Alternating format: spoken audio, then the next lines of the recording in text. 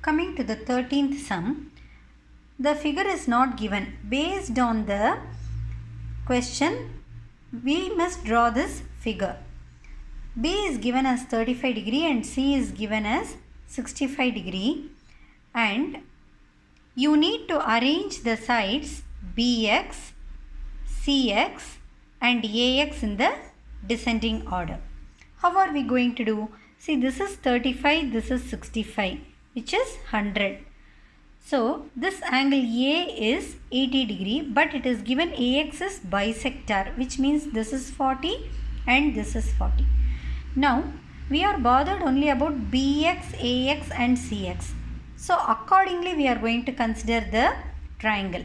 In this first triangle, when we consider this ABX, which is larger here for BX and AX? See, BX is opposite to 40 degree, AX is opposite to 35 degree. So, which is larger? BX is larger than AX. Similarly, when you consider this triangle, AX is opposite to 65 degree, CX is opposite to 40 degree. So, which is larger? AX is greater than CX. So, combine these two, BX greater than AX greater than CX. So, when you combine these two, you can tell BX is greater than AX is greater than CX. Coming to the 14th question, it is a 1 mark question.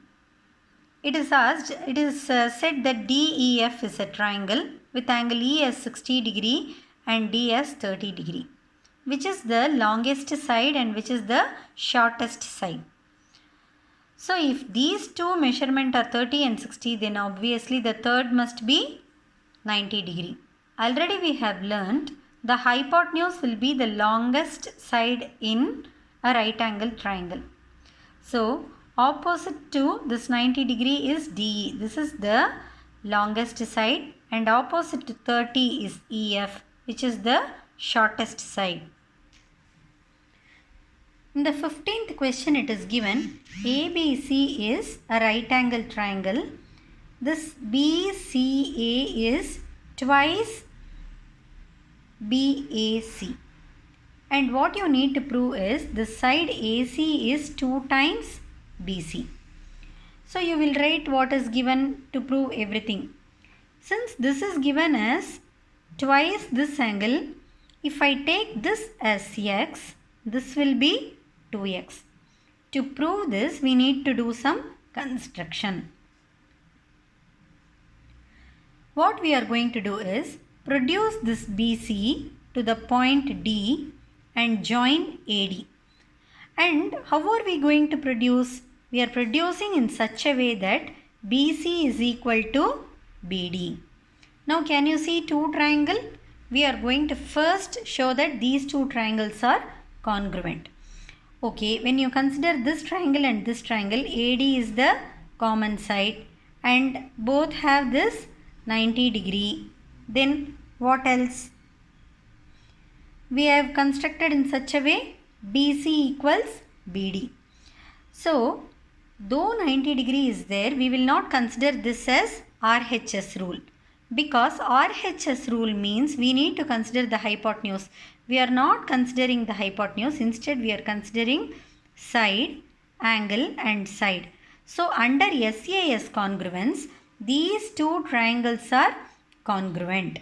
So, if these two triangles are congruent by CPCT, what can we say? Angle C is 2x. So, angle D will also be 2x. And one more thing. Here, if this is x, by CPCT we can tell this is also x. Now, consider this whole triangle AD and C. This angle is 2x, this angle is 2x and A is also 2x. If all the three angles are equal, then what can you say? It is an equilateral triangle.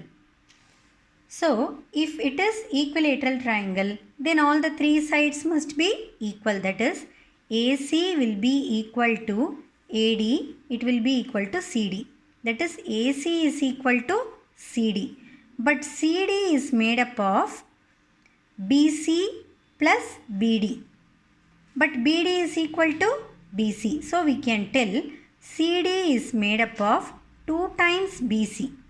So AC equals CD means we can rewrite it as AC equals twice BC.